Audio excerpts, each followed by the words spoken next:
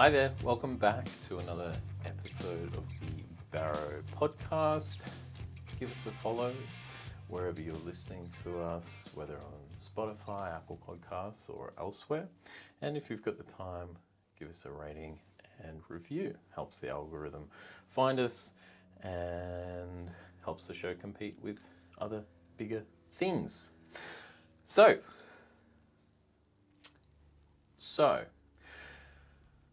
last week we did not do a book episode, and we just did some updates. And the last book episode, I read my article, and there will be a book episode next week, which is going to be on Helen Garner's This House of Grief.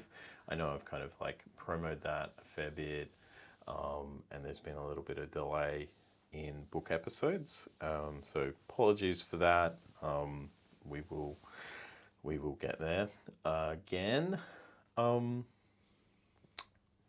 carrying on, well, what I was going to say was that we needed a little break because these episodes have been really quite heavy and a little taxing and draining. Yes, because you go right back to the source of a lot of things. That's right. And, delving into this stuff is not easy.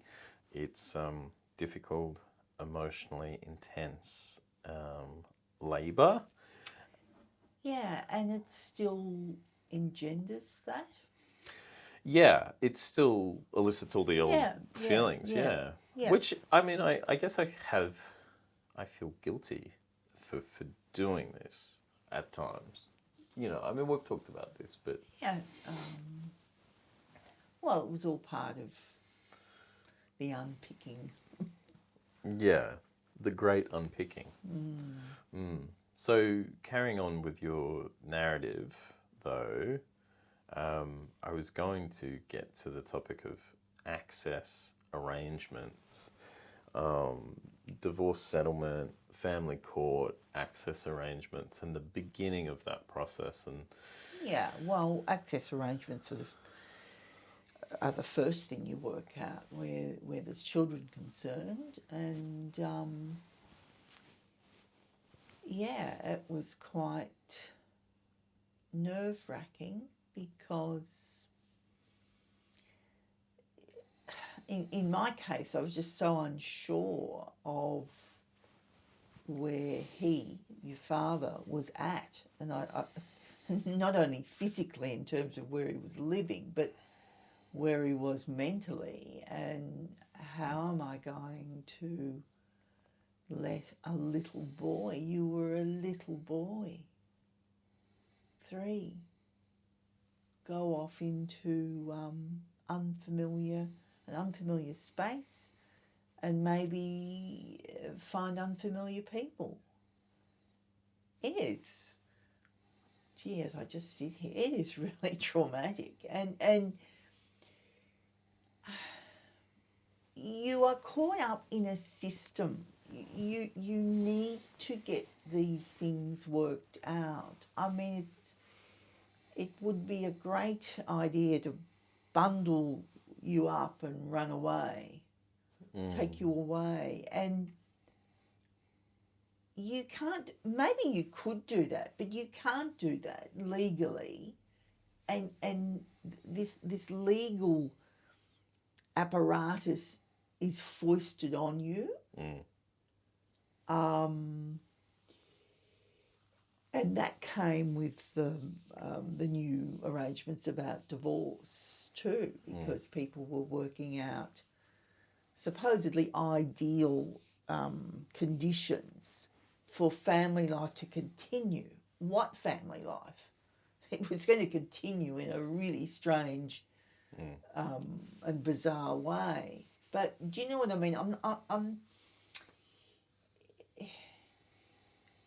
You're fighting the emotional stuff. It would be just wonderful. He just left. Well, why can't I just leave? But you get into this legal machine Yeah. And supposedly you're taking all people into consideration, most of all the child. Wow. The idea is that you make the situation calm for the child. That's a little bit difficult to do when you're dealing with not much more than a toddler. Yeah. Who doesn't really understand that he's getting in a car and going away to a strange place. Yeah. And in our situation, I was dealing with a very changed personality, even in his appearance, physical appearance, and very assertive and very aggressive, and I had to pass this little bundle over.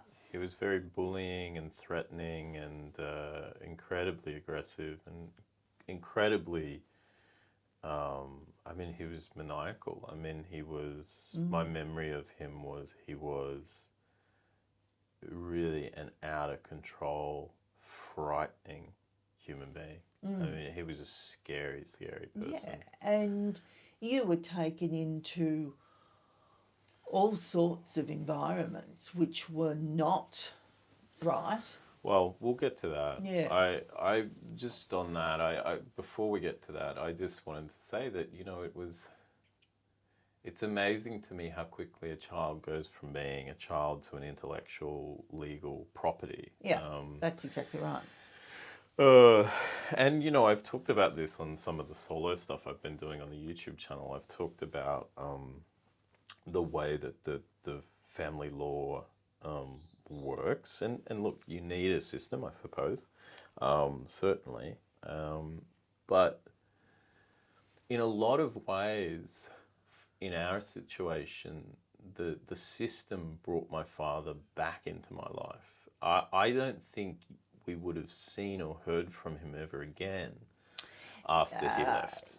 And yes, he was quickly pulled up and forced to realise that you actually can't just leave your wife and child. Yeah, but also but part of that too is my insistence in following the rules and that sort of thing. You, as I say, you really get caught up in it. Well, we've touched on it before. But as you say, he would never have seen me again left to his own devices. And that is my kind of bugbear, has always been like, well, were it not for this insistence that the family court has that you are a family and therefore that's meaningful and everybody has a right to see one another. This was somebody who had no right to see me. Had no interest in seeing me. Yeah.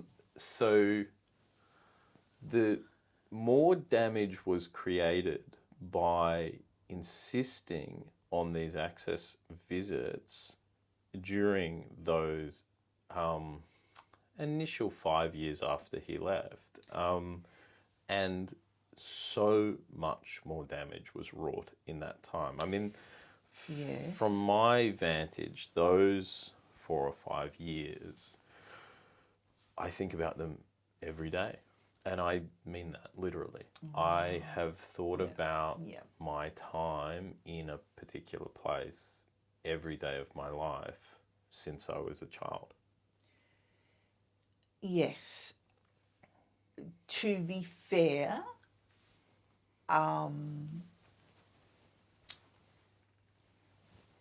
we were treated, or my side of things were treated quite well. The situation was seen for what it was to some extent. It was, and the access arrangements compared to... They were generous. Others were generous and were minimal. Yeah. So in that sense, the system worked in our favour. Mm-hmm. That also played into me not wanting to rock the boat because we had a pretty good setup. However, it doesn't account for your feelings and what you actually experienced. No, what's incredible is how much damage was done. Now, so I only saw my father for, I think, about 32 hours every fortnight. Mm-hmm. And in that small window of time, he managed to destroy every minute he had with me. And Yep. put something inside of me that at 37 years old, I'm still living with and dealing with.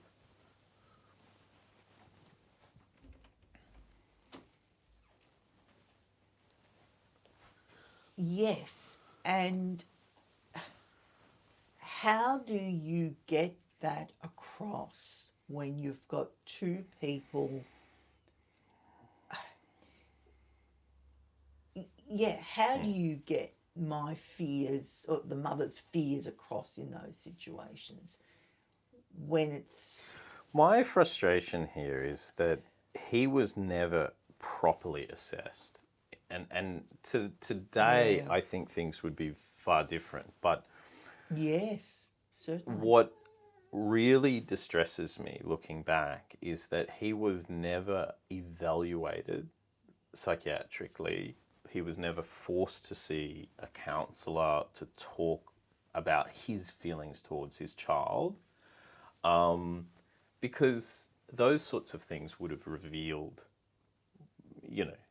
what he was. I mean, he can't Which was eventually revealed in different forms. different forms, and I was going to get to that. But what I'm saying is that the process was not thorough on that front, and I've always been angered by that. And the other part that was not thorough and angers me is that those access arrangements early on were not supervised.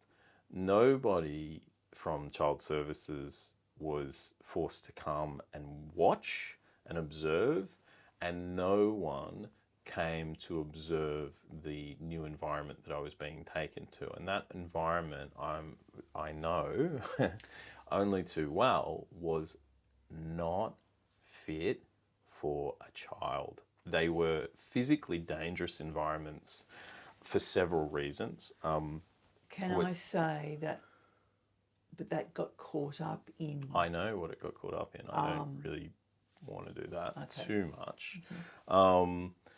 But, well, yeah, I mean, that's something I want to touch on eventually. Yeah, sure. But maybe, part of what Mum's referring to there is that there was a sensitivity around my father's status with regard to his sexuality that made people uncomfortable with placing him under much scrutiny. That's perfectly put. Yes, and it was the era. They felt that to place him under a lot of scrutiny might be perceived as bigoted. Yes. Now, what is interesting there, and fuck it, I might as well go into it a little bit. What is so interesting there, and this is why I have objected to identity politics largely as I've gone on in my life, is that a 3-year-old boy was thrown under the bus because some adults were worried about the optics of calling a marginalized person out on their behavior. Now, that is a travesty. Yes. And it opened up an avenue for my mistreatment and abuse, physical and emotional, and there was something else that occurred that I will get to in time, on that property that I have lived with for the rest of my life, because some lawyers and the family court didn't like the optics of suggesting a gay man might not be a fit parent, because we were in an era of progressivism. And, now what upsets me about that is evaluating people for the safety of a child has nothing to do with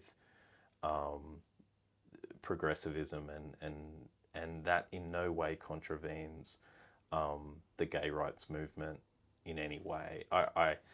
It's nothing to do with making judgments. It has about nothing to his do with choices. making those kinds of judgments, but the fear was that it could be perceived that way. And so again, things were sort of hurried along and allowed to play out in a way that they wouldn't have played out in a different circumstance. If my father had have been heterosexual, people wouldn't have had that fear, and I think I would have ultimately been better protected. Now, again, I'm at pains to say that that is a genuine experience, and it is not intended to hurt anyone. It's simply something that occurred, and it's why I am in the position today of saying you really do have to evaluate people on their behaviour, not who they are with regard to identity. It's behavioural always, and that's the road to proper equality. Yes. And it's not judging people on their past behaviours either. I'm a believer that you judge people based on their behaviour, but also it's about what they do after they do something wrong. So you judge the person perhaps for making a mistake or hurting someone, but credit to people who apologise and make amends too, right? So I don't believe in cancel culture, but and I don't believe in the politics of identity and victimhood and all that sort of stuff. I just don't think that they are. I think that they lead to further complications and sort of unnecessary ones. That's my stance, and that is based on real experience. So, but in this access arrangement situation, this has always been my bugbear, is that child services and the family court, because of the circumstances, because of largely my father's sexuality, did not come and observe these access visits. They did not come and observe the property that I was being taken onto, which, as I say, was not fit for a child. I mean, it was a physically quite dangerous environment. It was an isolated rural property with roaming dogs. I was bitten a lot. I was nearly trampled by horses on another occasion. I was bitten many times by the dogs. You're talking about bushland where a child can fall down and be badly hurt.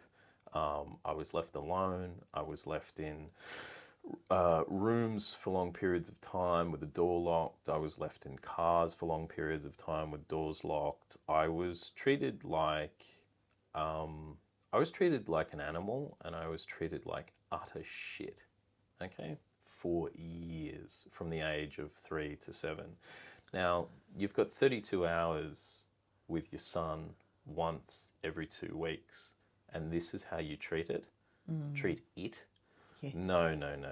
Yeah. Now, how my father escaped proper evaluation, it's beyond me, and I have had a real axe to grind ever since, and that is why I have take the position I do about identity politics. Of course, and therein is another difficulty of access, because you've got me. Okay, we've got a minimal amount. We've had a win here, so let's just soldier on, and we'll get through this period. I'm at home. I'm not the little boy being tormented or going in. I have no idea the psychological damage of that. You're the one that's experiencing all of that. Yeah. And I'm just, we'll get through it, we'll get through it. So yes, there was a absolute lack of action on my behalf. No, but let's contextualize that lack of action. I mean, as you've said, I mean, for us, the way that Access played out, your theory, and it's actually a very pragmatic one. It makes complete sense. Your thinking is, because my father had become a very aggressive and, like, this is someone who's always threatening legal action, always threatening to take more, always threatening to, and also threatening to mistreat the child, like, through implication. Like, there was always a sense of, and this is why we're going to do this House of Grief next week, which is to talk about the way that some men, when cornered or when faced with their inadequacies, and that is what Divorce and Access often brings up, become quite threatening figures. And what's interesting is, to me, has always been the phenomenon of, seems typically men, but not always. There are women who do this too.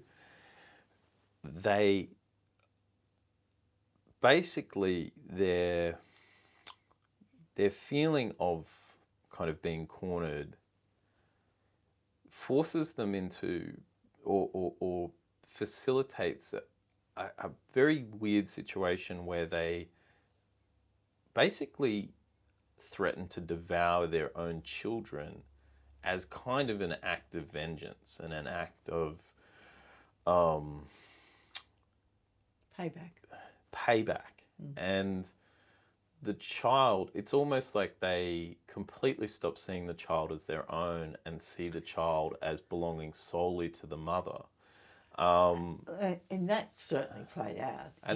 It's played out so many times. I mean, the smoking was a simple but complex example. Well, we'll get to that in a sec. Yeah. But just on your pragmatic response was that you were dealing with somebody who had become very rapidly unpredictable, frightening, and you're saying, well, more or less I've kind of won here, because the court has actually recognized that this person is pretty terrible, and we're going to only permit the one night, once a fortnight.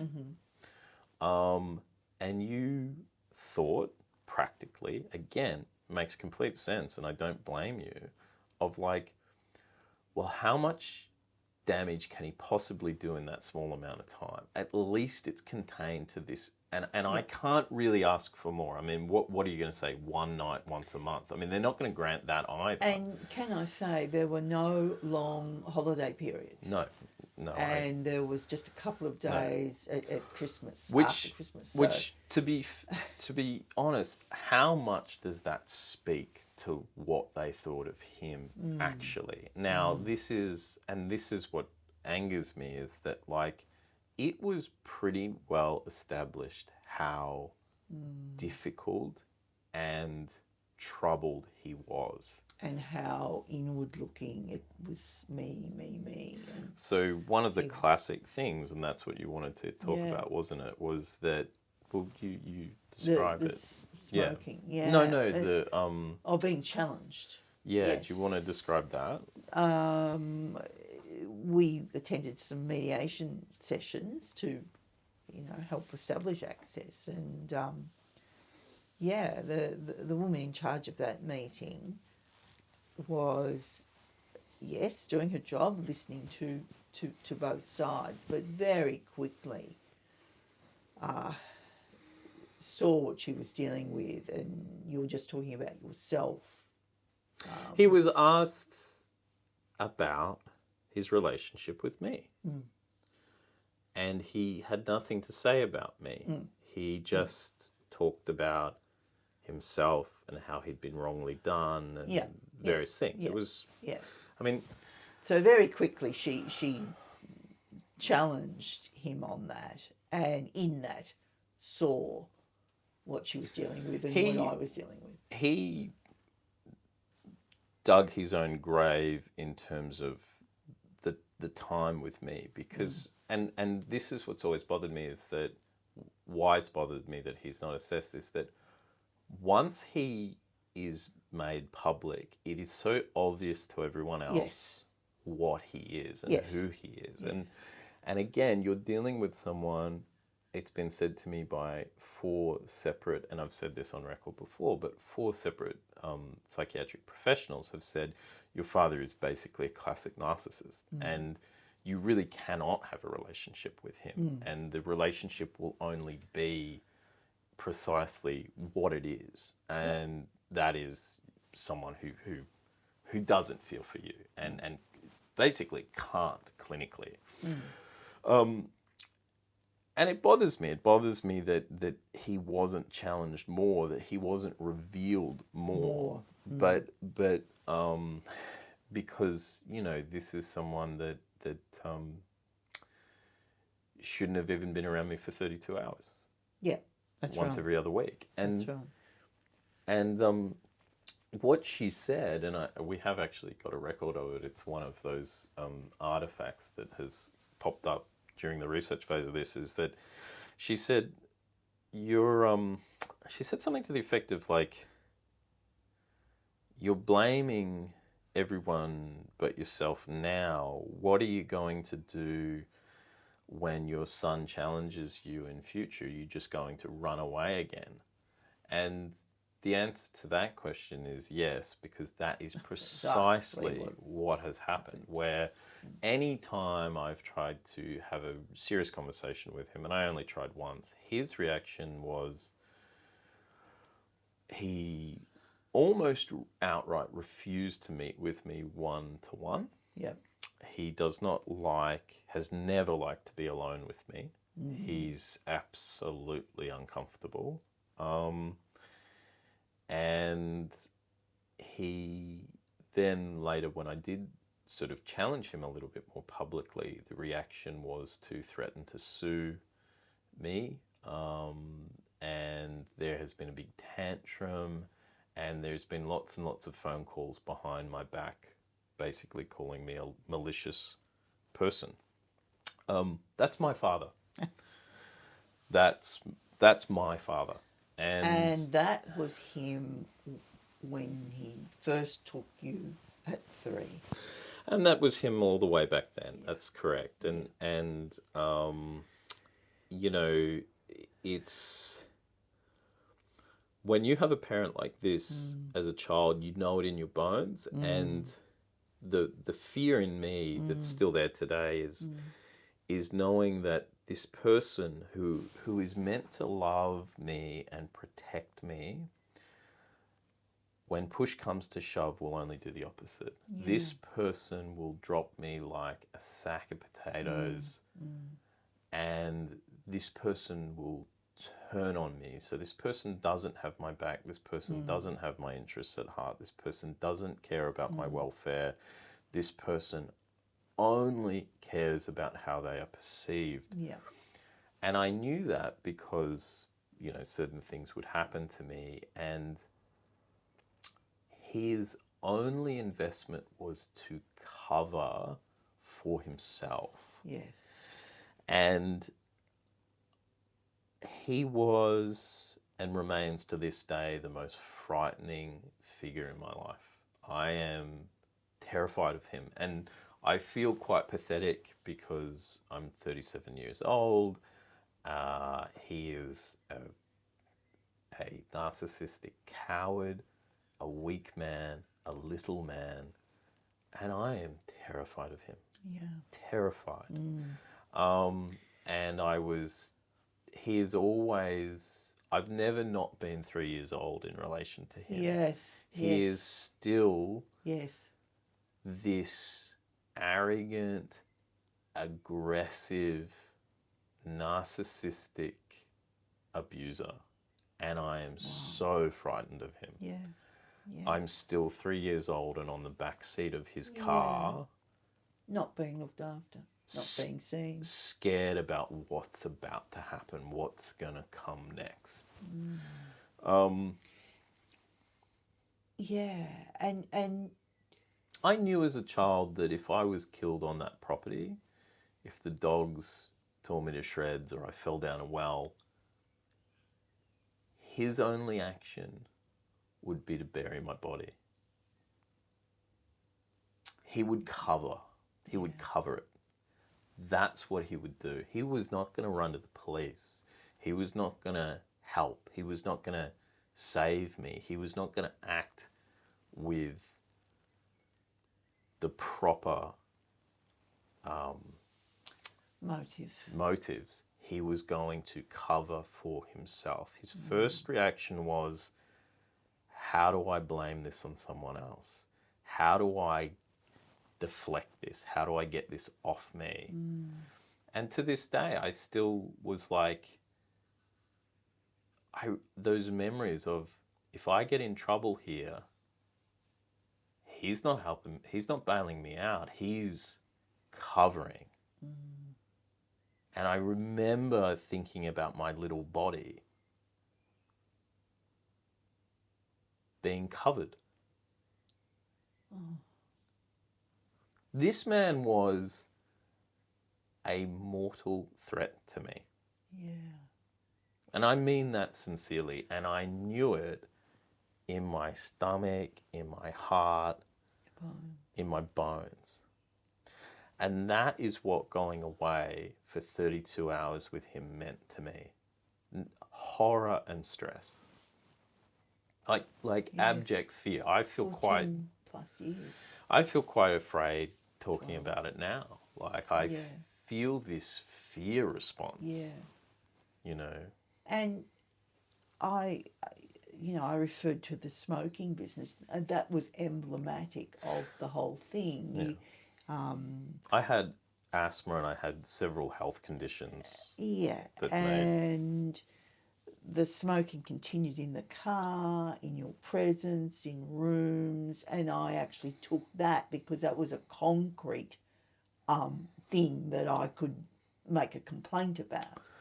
And there were solicitor letters to and fro. Well, and again threatening, again a threatening phone call from the partner at the time, and just a complete dismissal of it. Continue to do it. Well, yeah. So what Mum's saying is, like, you know, one of the conditions of access was that he was not to smoke around me because of my pre-existing health conditions, which was that I had really bad asthma, and I also would have like a skin rash and sort of almost an allergic response to smoking on the skin, and as well as, you know, my eyes and everywhere else. Basically, being around cigarette smoke was borderline unbearable. I felt like I could not breathe.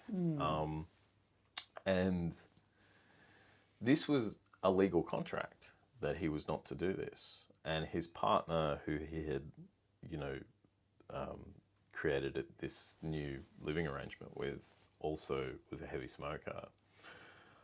He would pick me up, put me in the backseat of his car, and by the time we're at the end of the street, he would light a cigarette. And I would sit in a car for sometimes as long as 3.5 hours, traveling out to this property, breathing in cigarette smoke after cigarette after cigarette.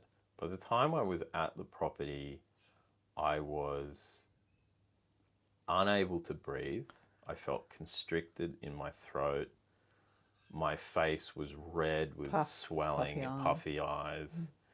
And I was in physical distress. And this is someone who, I mean, you cannot not see the state I'm in. Like, if you, at that time, smoked around me, my face swelled up. Like, it's obvious. It's, not only is it obvious physically, you've been told, you've basically signed a legal contract with this information, but also you were physically present as my father for the 3 years before you left me, in which my asthmatic and health conditions were well documented and known to you. Yeah, yeah. So you are only doing this to hurt me in a grave way. So you are doing it deliberately. This is physical abuse. This is abuse. This is child abuse. And you are doing it to punish the child's mother. I mean... Well, you are just seen as... You are actually just seen as mine, and... I'm a token. I became, you know, I became a thing, right? And it's sort of like almost like an effigy, you know, like those. Yeah. Yeah. Is it an effigy? The dolls they make, and then they kind of kick it around like this. Yes. So you know, I become an object, and that is sort of, again, that's something that's in my bones, is being turned into this sort of object, and you know, his partner, and we should get into this, was, and I don't want to get into it too much today, but like for setting up Access, his partner was also a smoker. Now, his partner was an insane person, and I'll get into that when I get into my story and things that happened with that person. But like, because of the smoking and because of the physical condition I would be returned to you in, which is puffy, often hungry, sleep deprived, you go to your lawyer and say, look, my son is being returned to me smelling of cigarettes, tired, puffy-faced, hungry. He is being mistreated, and at the very least we know that the smoking condition of Access is not being followed. So the lawyer gets in touch with my father's lawyer, and that lawyer gets in touch with my father and his partner and says, you know, you're not upholding your side of things. You can't treat the child this way. So what happens next is my father's partner calls our house, calls a single mother, and screams at her, calling her a bitch, and I will smoke in front of that child and where I want in my own fucking house. Now this is the happy environment that you're going into. Well, as I was told later at university, how lucky I was to have such an interesting gay parent experience. You're just talking about violent men. I didn't experience gay men. I experienced men. Experienced two unhinged men. Violent. I mean, they were... I mean, the partner was excessively violent. And I witnessed a lot of domestic abuse on top of everything. So I've got that to remember too. But like, what really gets me about this is how little was done. Like, I mean, you've got men using a child as an effigy, essentially sort of beating me up to tell you fuck you. Yeah. And then actually picking up the phone to tell you fuck you when you're a woman. I mean, you're a single mother with the responsibility of rearing this child. They have no responsibility except to feed me and provide me a bed for 32 hours. And they're kicking me around and then telling you you're a bitch. I don't understand what I experienced, and I don't understand why either of us had to experience this at all. And I wonder just how many people there are out there with their family their family stories and their sure. access stories, because that's what access was to me. Yeah. When my father came, I mean, I would wet the bed the night before because I was so afraid of being picked up. And I would basically have a panic attack on a Saturday morning because I was so afraid to go off with my father. And so that's what access was. And I could not for the life of me understand how this was allowed to happen. And how this could be insisted upon. Because it felt to me, access as I experienced it was a prison term for a crime I hadn't committed. I was being punished for existing. Yeah, for just being there in that situation. For just being alive. And yeah, your experience of having to engage with this,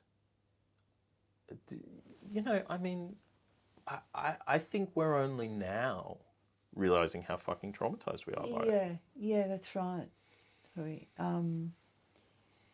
Yeah, I remember going, I would fill my days.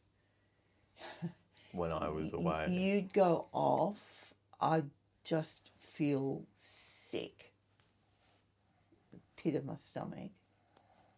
And I would, I think, always go out and wander around, go into the city, wander around the shops, go to a shopping centre, wander around. That's awful. And I would invariably, that would be the night that that friends took me out for dinner or a movie, and that was a distraction. The friendship was quite bizarre. These women had never married, they'd never had children, and they were sad for my situation, but really had no idea. So that was the wandering around, and then the distraction, and then Sunday morning just willing the day away until you came back, and then trying to be sort of really normal when you came back, and just getting on with the tea, or let you just go and play. And you live in this constant roller coaster. So, we've got a fortnight now, and then the same feeling, and then that's me. That is nowhere near the trauma that you're experiencing, but it's a willing away of your life, and that's affected both of us in terms of we are just always willing away the time. And it's also that lesson in what you are actually repressing. I have lived with that sick feeling. I know. Every day of my life. Yeah. From that. I think what, like, to put a slightly positive spin, not that we can put a positive spin on this, but the thing that I wanted to say to sort of like wrap this episode up with is to say that you and I have longed to have time with one another. Like, I could not understand why my father came to pick me up for access if this is the way he wanted to treat me. Like, because he wasn't getting anything from it. Now, I see clearly now the motivations and what he did ultimately get from it, which a little bit was about, again, keeping up appearances, right? And it was about placating certain people in his life. Anyway, I will get to that at another stage. But but what I wanted to say is, despite what I went through, I had then, and it's been developed over time, I just have such sympathy and such sadness for your weekends. That, that loneliness of walking around going, where's my son? What's happening to my son? And why isn't he with me? Why is he with someone who hates us? What's the point of this? What does this mean? And unless you've had family, the concept of family broken down To this extent, and I mean, this shatters your sense of family as holding much meaning at all. Yeah. When you go through this, Yeah. and you get to a place where,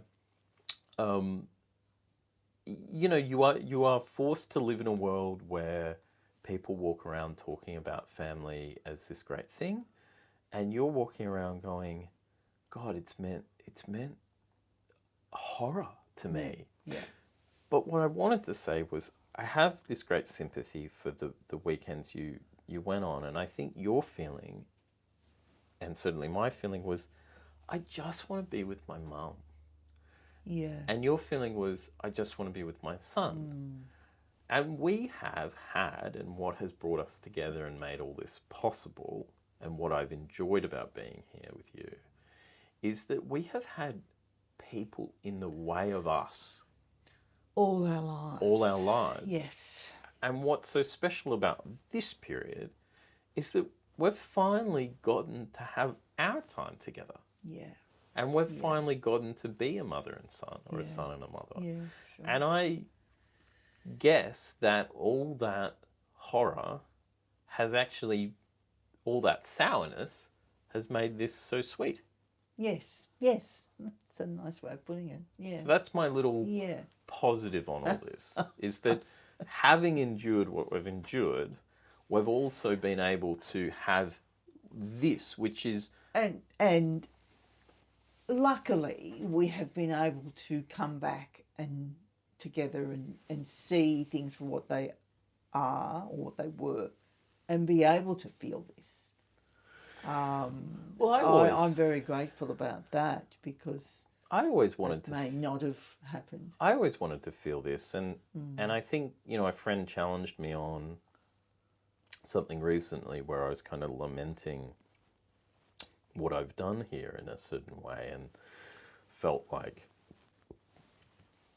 my God, this is an abnormal thing to be doing, and an abnormal way to live, and my friend just said, and I was sort of saying, I should have just moved on and blah blah blah, and he said, but maybe you just intuited that you needed to be there, and also maybe there's something in there that you want, and I'm like,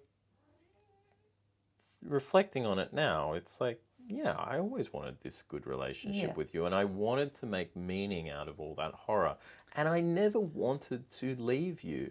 I could think of nothing worse than if I shut the door on you. Not only was that scary for me, because it would mean there was literally nobody, but I was like, she doesn't deserve that. Like, to have had these obstacles in the form of my biological father, your father, and then I shut the door on you, that just did not feel fair. Yeah.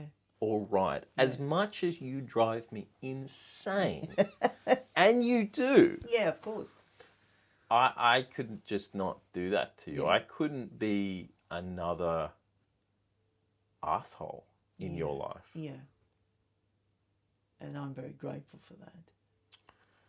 But I think we both had the potential to see what we could have, and we're just realising that. Yeah. I think that's a really good wrap up, and kind of like a key takeaway, right? Yeah. That's more heavy shit. It's exhausted. a little heavy right now, and it's going to get heavier when we do this House of Grief, which is really heavy. But like, this is a heavy show. It's been a heavy life, and we're working on something special, I think. So if you like it, then give us a rating and review on Spotify or Apple Podcasts or wherever you listen to the show. Make sure you follow the show too on your preferred podcast app. That really helps us out. See you next week. Bye.